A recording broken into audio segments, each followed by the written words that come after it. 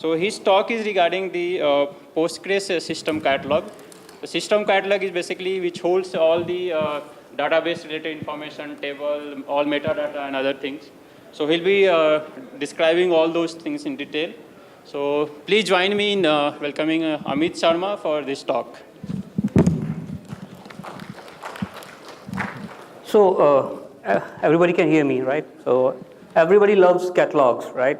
So the reason is that they are able to provide us information when we need, and they are easy to go through. So we can go to the precise information that we need at any given point of time. So in the good old days, a good catalog was a telephone directory, and we were able to look up for names according to addresses and find the telephone numbers, even though there were lakhs and numerous numbers in the directory itself. But in a short period of time, we will be able to locate the exact information that we needed, right?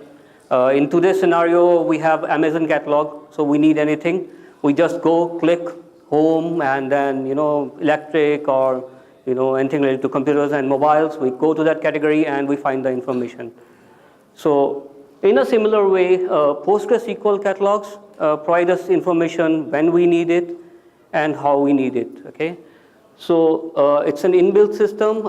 There's a separate complete table available which catalogs all the information that's going inside the database. So I was surprised that I was able to find only one talk with relation to PostgreSQL catalogs, and that too way back in 2011 given by Robert Haas. After that, there has been no talk on this topic, and I was hardly able to find any information beyond the documentation. All of us who have been working with Postgres do keep using those catalogs in our day-to-day life, but those are more specifically used in conjunction with the queries that are already available. So most of the queries hit the catalogs, provide us the information, and we use it. But we never thought of going ahead and exploring those catalogs, trying to find what all information that is beyond the queries that we already use, and then trying to modify those queries and get the information that we actually need for our custom implementation. Every database implementation is custom by default. So in order to get your information, you need to go beyond the generic queries available on the net, and you need to get the exact information that you are looking for according to your setup, right? So catalog by default is nothing but a grouping of information in an organized manner, easily searchable and easily locatable. It's understanding the current status and then helps you in making a couple of informed decisions, right? So Postgres system catalogs is also a window to what all's happening inside the database. There are basically 3 or 4 ways which we can use to find information regarding the database, right? The first and foremost is definitely the PostgreSQL log files, okay? But those are all the historical data. Once the thing has already happened inside the database, you can go into the log and then you can find what happened yesterday, right? Or maybe an hour back. So the second one is the PostgreSQL.conf that provides you all the information regarding the settings with which the database was started, right? And then we have definitely the system logs available to us to provide all the information regarding the disk usage and the RAM availability and everything. So resources availability basically. So, but once the database is up and running and you're already working on the database, you need to know what's right now the status of the database or what's happening inside the database. The only way to find out, or the only window, is the PostgreSQL catalogs. Okay, so reading and interpreting this information can help us definitely in making decision on how we can proceed further, whether we need to make the, there are several tools available, vacuum, we need to have some downtime for that, or maybe some other kind of maintenance. So in order to make those decisions, we can use these catalogs and find out when we need to make the when we need to run the vacuum and proceed further with that. So the catalogs, there are lots of catalogs, so it would not be possible to go through all the catalogs and all the information. In fact, it's for 50 minutes it will just take us to go through what's all there, which is there in the catalog itself. So it's just an enabling talk, okay? I'll just point out how you can go inside the catalogs, and how you can find information. And then you can go ahead and depending on what your requirement is, you can go online, find the catalogs, find the columns in the catalog. You can narrow down those columns, and then you can take out information and maybe use them in the monitoring scripts or any other scripts that you want to create. Okay, I'll try to point out a few catalogs, I think about 10, and I'll try to explain a bit about them and how we can query them. So anybody using PGadmin? So this is how they appear in the PGadmin, right? So it has nothing to do with how they are inside the database, but that's how PGadmin has been programmed to show them to you. And so there are basically two levels one, at the catalogs. So one is the information schema, and one is the PG catalog. Information schema is nothing but a SQL compliant metadata information available with Postgres. Okay, so for information schema, so you have like database attributes, and then you have data types. So all the metadata information about the data types, it's there in the information schema. So there are a couple of good schemas available which you can refer to, but most of them is due to keeping the Postgres SQL compliant and portable to any other, in case you want to port to another database. So that's where they help us. So Postgres catalogs is the one that's more important to a DBA. The reason is it's Postgres specific implementation. It contains information about what all is related to the Postgres tables and everything that's there. Okay, so catalog again is nothing but a schema. So information schema is, as I already told, that it's there for the SQL compliance, and PG catalogs is related to the information that's all, and it has information about all the tables, all the databases, everything that's happening inside the database. This is the first thing that gets loaded, and it's always there in the memory so that it can be accessed very fast. And it is accessed every time you run a query, okay? So it's always there in your search path. So if anybody has used search path, so it's already there in the search path, whether you specify it or not. If you want to change the order, I don't have any example why you should change it, but if you want to change the order in which the search path should be used, you can provide the search paths, and then you can specify the PG catalogs later. But that would only, how that would help is something I would not be able to share. So every time you insert anything, so multiple catalogs get updated. So there are catalogs related to indexes, there are catalogs related to columns, there are catalogs related to tuples. So every time you insert even a single line, multiple catalog tables get updated in the background. So what you can find here, so in a generic term, you will find all the system tables, so which has all the metadata about the actual tables and about the actual database that you have. Then in between there are a few system views available, which have been taken out of the system tables, but in order to make them accessible and more understandable, so there are a few default views available. Then there are a few system functions available as well. So all these, how they are joined together? They are joined together with the help of OIDs or object identifiers. So whenever you use, so every, I think almost all the system tables have OIDs. Okay, so whenever you want to refer to any information, so you might have a table with the name Amit in two different databases running in your instance, right? But for Postgres, those will be referred to with OIDs. So whenever you send a query to Postgres, it will convert that to an OID, and then it will get all the information that you require and then present it to you so that it can provide the information about the right table with the name Amit. So by default, OIDs are not visible in any of the tables. So you can even have OIDs in your user tables, but then I think from 9.6 onwards, you have to specify to create a table with the OID, with the syntax. So by default, in the system tables, OIDs are not visible. So you can, whenever you want to see the OIDs, you can do a select with an OID and specify the system table that you want to have a look at, and then you can go ahead and look at the different OIDs for your tables or for any other information that you are looking for. So basically, whenever you look at the log files, you might find that a couple of errors with specific relations and numbers. Specific OID, specific table with OID number. This is not accessible, right? So that's where the OIDs will help you and locate that particular information, and then you can translate it to the name and then find out whether that particular table. It might already be corrupted, but whether that particular table is important, unimportant, or you want to do something with that. So you can relate to the OID, translate it to the names, and then find more information about that. So PostgreSQL catalogs. So most of the tables in the PostgreSQL catalogs are database specific. There are a few catalogs which are shared across the tables. I'll go through those in the next coming slides. So as I told you, by default, they are always in your search path. There are a few metadata commands also available which we already might have used, like /d and /df, dt. So there are a few metadata commands available which can fetch information out of these catalogs and display it to you.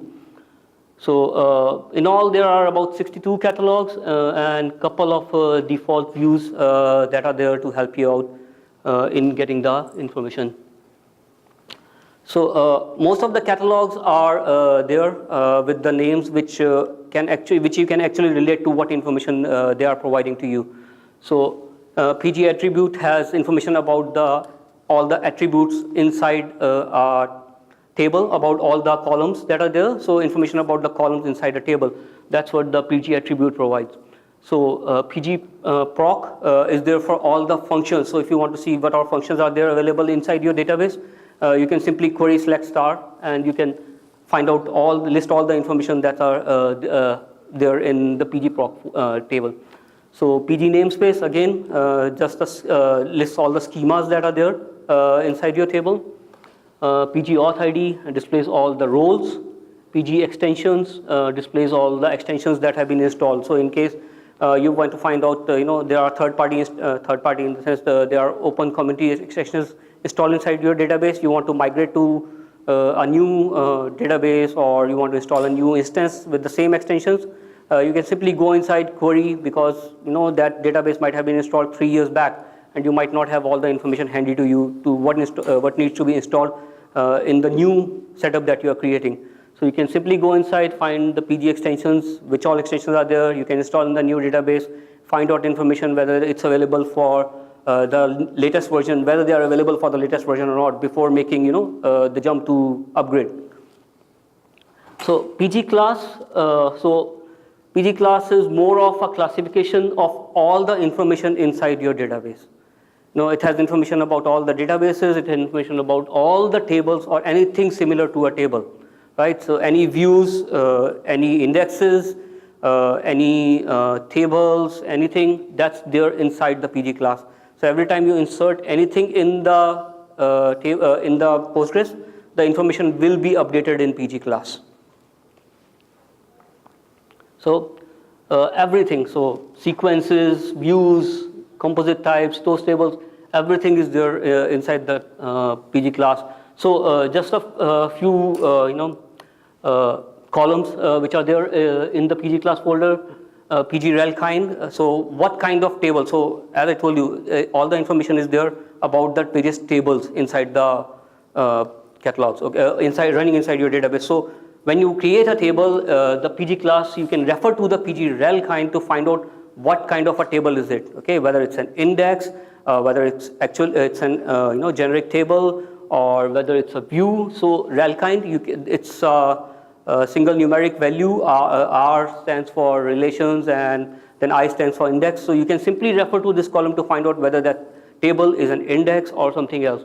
So namespace is nothing, just a schema. So in case it's a schema, this column gets populated.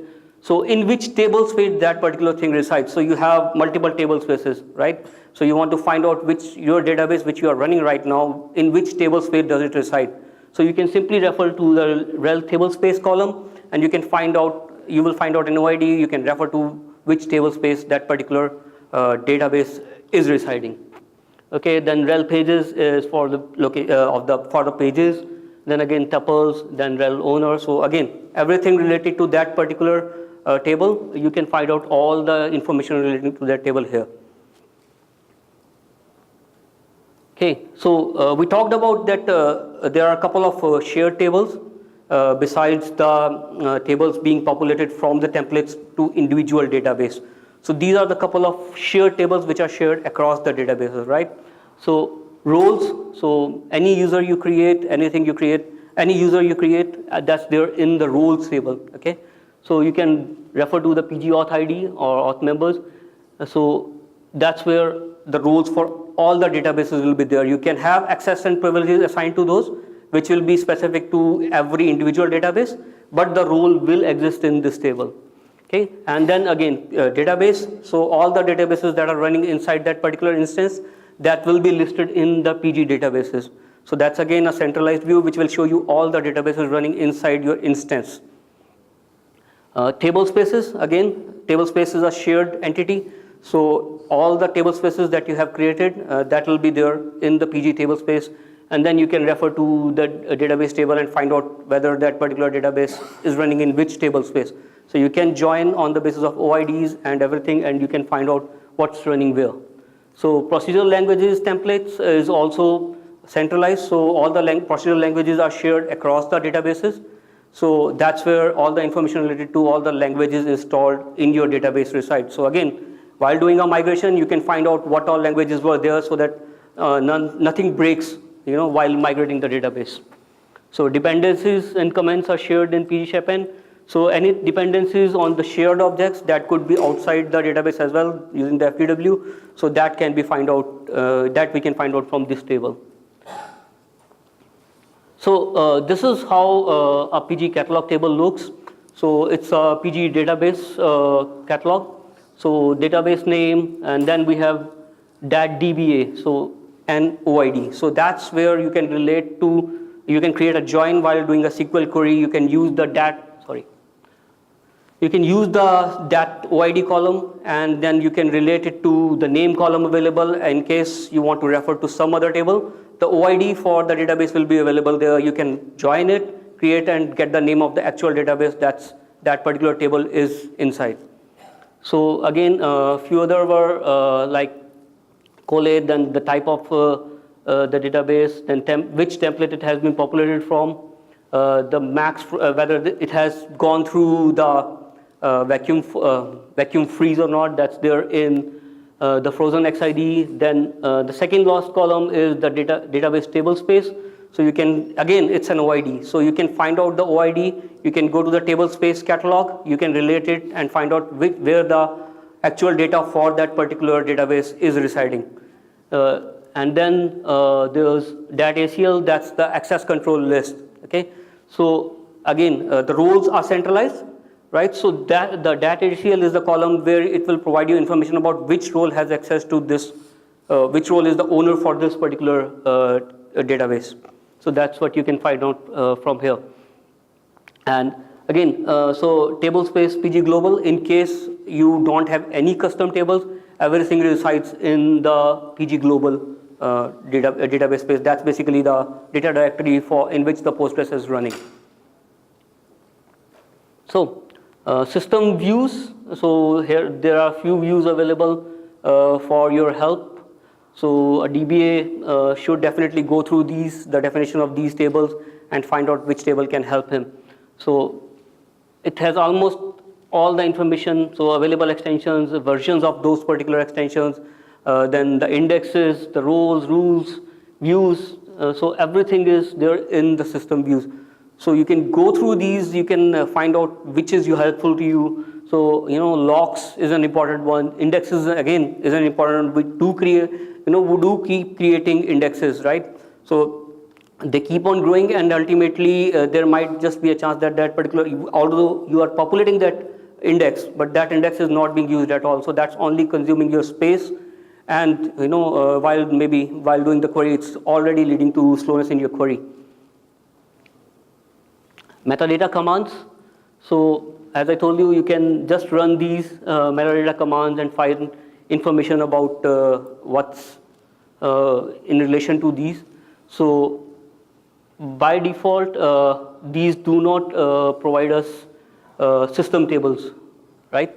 So in case you want to have a look at system tables as well related to these, you need to provide a slash, so like for /d, so you can do /d, capital S, it will provide you all the information about that Postgres catalogs as well, dt, and capital S, it will provide you information about all the system tables as well, right? So by default, if you do a /dt, it will only provide you the basic, the ones that you have created.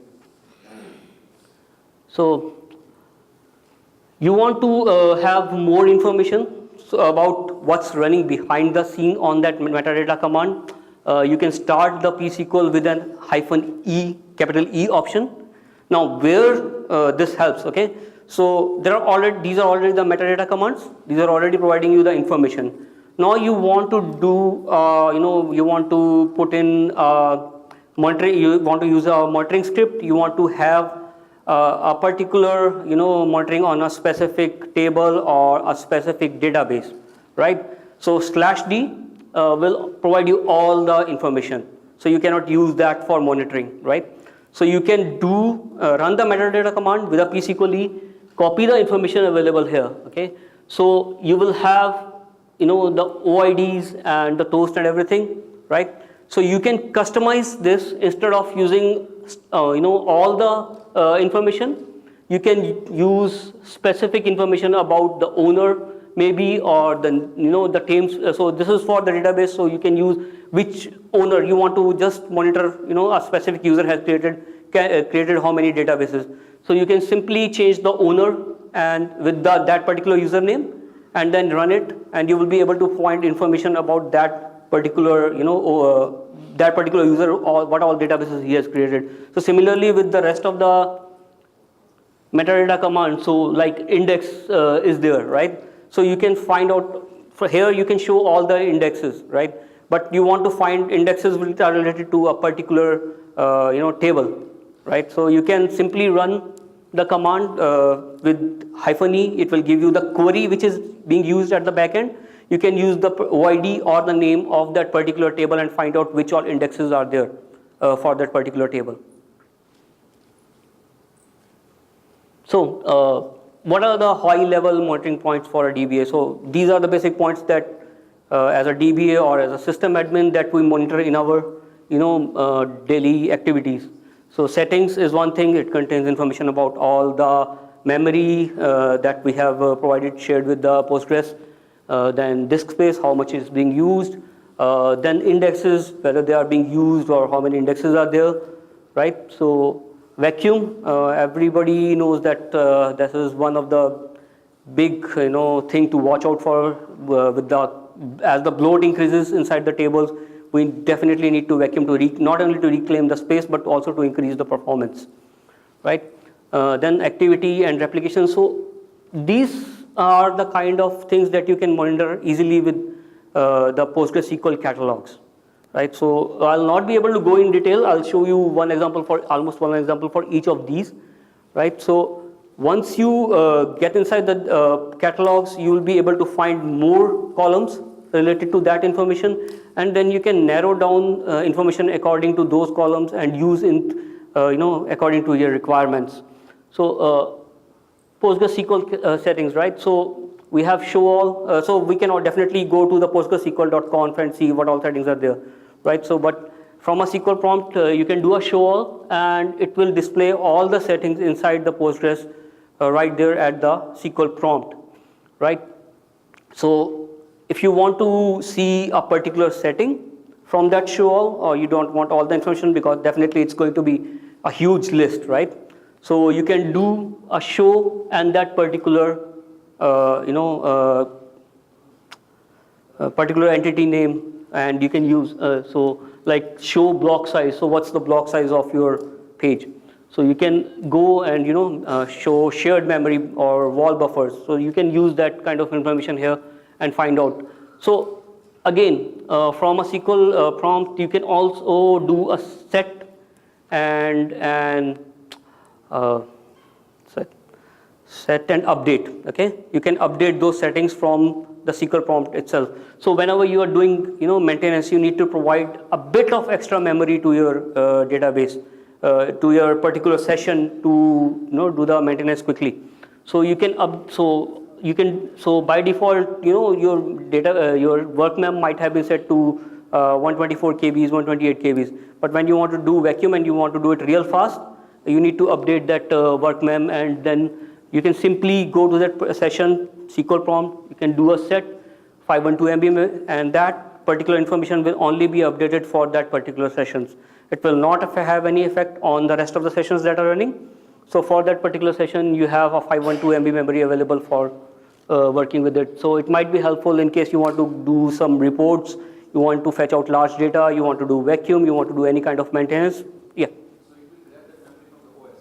Yes. So everything is going to be available from the OS, right? So how it helps is that by default we keep the memory low, because number of connections into the memory you allocate for workman is the total number of should be the 50% of the memory of your system.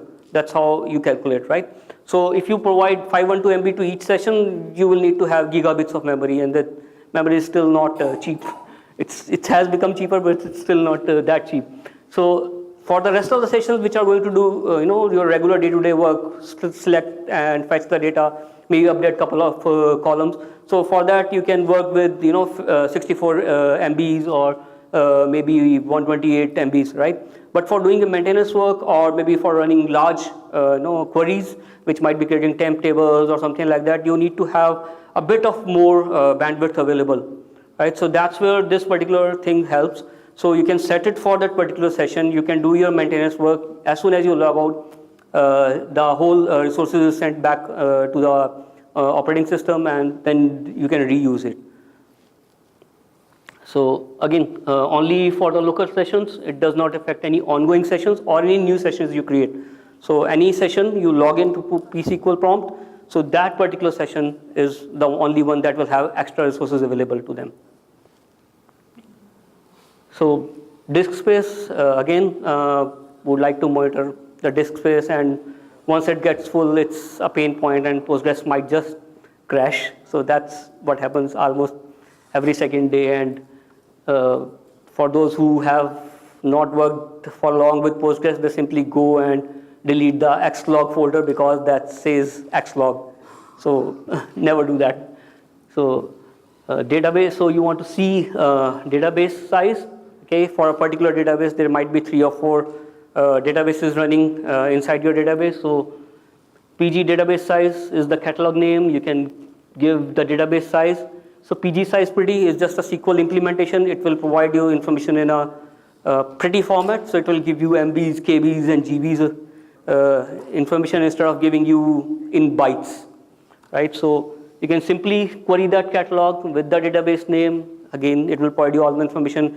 In case you have a particular table in a separate table space and you want to view the size of that particular table, right? So again, PG relation size, and you can find the table name, give the table name of that particular table and find out what's the actual size of the table, and then you can refer to the size on the disk as well and find out, okay, it's 2 GBs there and it's only 1 GB here, so lots of dead tuples are there, so you can do a vacuum, right? Again, index size, so index sizes keep on growing because we do the least maintenance on them.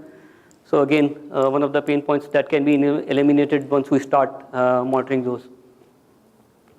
So indexes, so as I told you, we keep on creating indexes to run our queries faster.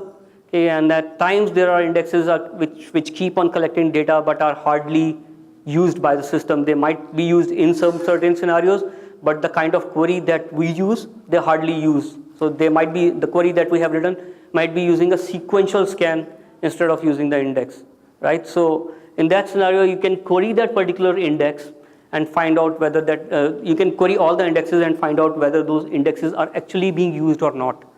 So in case they are not being used and they are still in gigabits of size, just drop it in case they are being used once or twice. Sorry. Is there any other syntax to convert OR into a function? If this registers converts a Right. OR into relationship. Right. Any other thing to convert a OLE to PG prop, you will have to. You will, yeah. I don't know whether it's working or not, but you will have to write. You will actually have to write a very long and try 803 or 802.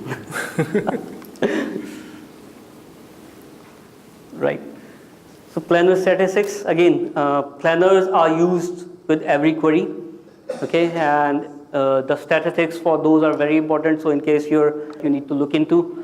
So PG stats is the view. You have to make sure that you have there's a PostgreSQL.conf setting which says update stats or not. Make sure that setting is always on so that these statistics can be updated, right? So PG stats views, all information that it can provide, when was the last vacuum or last analyze. So difference between vacuum and analyze. Analyze just updates the stats. It doesn't do any actual vacuuming. So in case you want to reclaim the disk, you will have to run a full vacuum. Okay, so so a spelling mistake. So that's last auto vacuum and last auto analyze. So when was the last auto vacuum run, or when was the last auto analyze done on that particular table? So in case it's been done pretty long time back, you need to run it once again. Again, these are so vacuum and auto analyze are just done on sample of columns on sample rows of the table. So these might be misleading in case you have a pretty large table, right? But still, keeping that updated helps. So again, how many tuples in a table are actually live and how many are dead? So the ratio between what's the actual data and what's the dead data inside the table, right? That's what you can find from the live tuples and the dead tuples, and in case the ratio varies, full vacuum. So index scan and index tuple search. So again, whether the index scan was used or not. So again, going back to the last one, so whether that index is actually being used or not. So that's what you can find from here. So again, sequential scan, how many times the sequential scan was run. So want to reset all the tables once you are moving from a developer environment and you want to move to the production, instead of moving a PG dump and restore and getting everything right there, you would like to reset all the statistics of the table so that you can have a fresh start with your production database. So you can simply run a PG stat reset, and that will reset all your statistics only, doesn't affect the data. Yeah.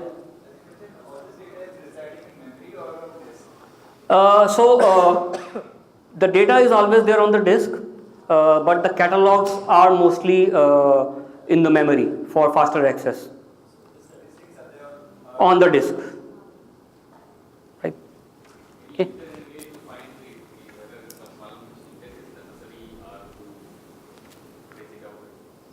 In the catalogs,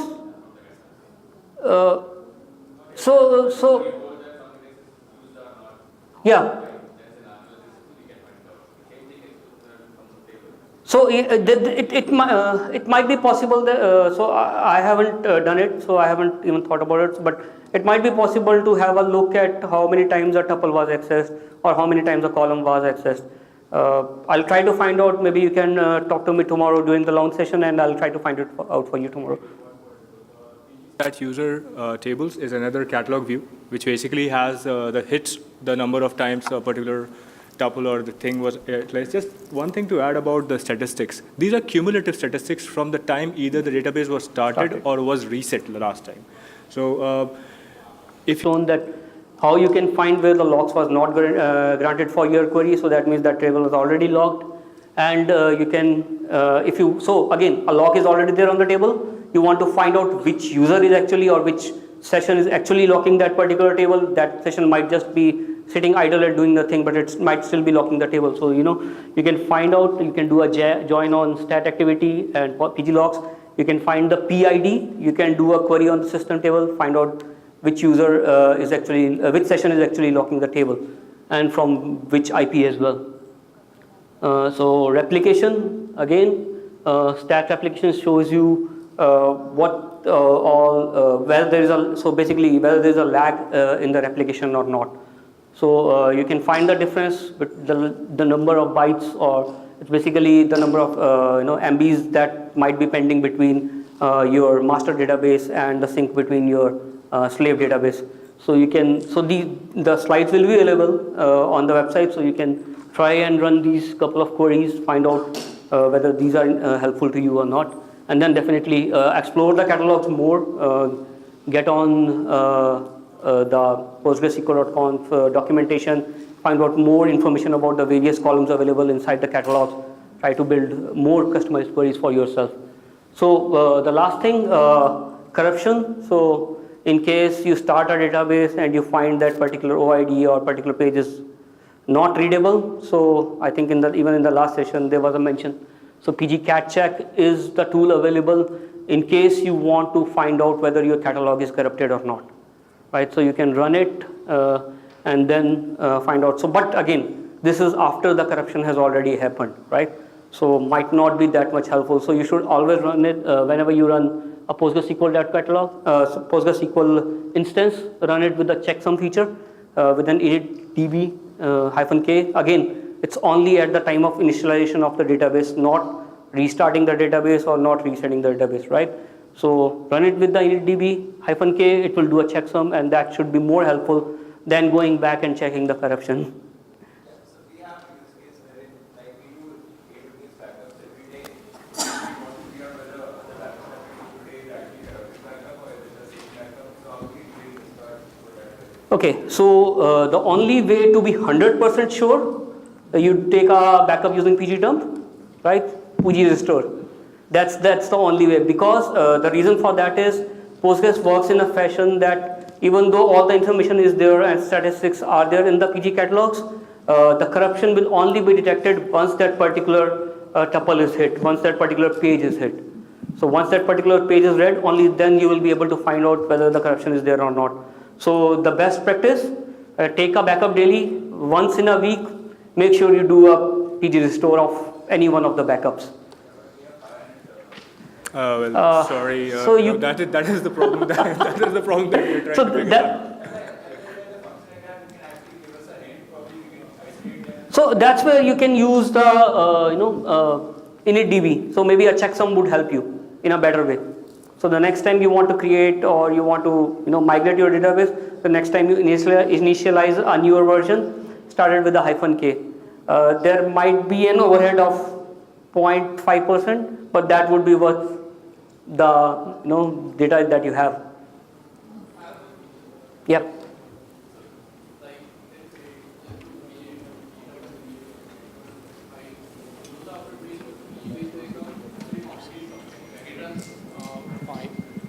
So what I found is query runs fine, but sometimes what happens on some specific tables, it gives some error like this temporary table not available or something. So basically that happens, right? So in this case, how to resolve those things? Like, do you have any idea? In case it's not read, the only best option is to do a fresh pgdump. That's either I'm not able to get your question. So basically, I am asking more towards a PG based backup. So I took PG based backup. In the end, it's doing kind of file transfer kind of thing. So it might possibly corrupted the files and everything, right? So as this gentleman says, like is there any way around, like because my instances work, my pgdump will work, but when I restore, I will get that this temporary table is not available, or it might possible some exception will come right in between. Well, there are 2 or 3. Actually, I think it will be better that if I pick up the questions. How much time do you have? There are 2 parts of the questions. Okay. One part is basically when you are doing a base backup, right? If you are using the tool-based backup, you are very much safe in terms that you would be backing up. Just to make sure that you back up your PGX logs or the archives of that period as well. So you have to do a backup with a -x. If you're not doing a backup of your, the logical files which were created during the lifetime of the PG-based backup, you will end up, during the restore, you would end up with a problem where it will ask for the physical files or the archive not available to bring the whole roll forward. Now, with regards to the temporary file missing or something, this is, I am pretty certain to some extent that PG-based backups which are taken and completed properly with all the archives, you would not have an error with the temporary file missing. Because usually the temporary files are created when the transactions are running at that point in time. Now, if Not exactly. I actually told it in like that's not temporary type, it's like data file. usually users resort to a method of issuing the start backup command themselves and stop backup command themselves. Now, what happens is that when the start backup command is actually fired, a checkpoint is issued, and if you do not wait for that checkpoint to finish, all the flushing of the buffers and the files on the disk is never completed. Okay. And if you take the backup of that condition, right, then there is a good file that when this particular file system which you have is actually non-consistent. When it is going to get restored, you might get some kind of error, like temporary file missing or something. The other thing which I have seen is very strange is one of the clients actually went ahead and created a custom space for the temporary files. And in the backup, he never backed them up. Oh. So there are things, but if you are using a tool like a PG-based backup, it is unlikely that you will get a temporary file error. If there is any specific use case, we can discuss it outside. Okay. Thank you. Yeah, thank you.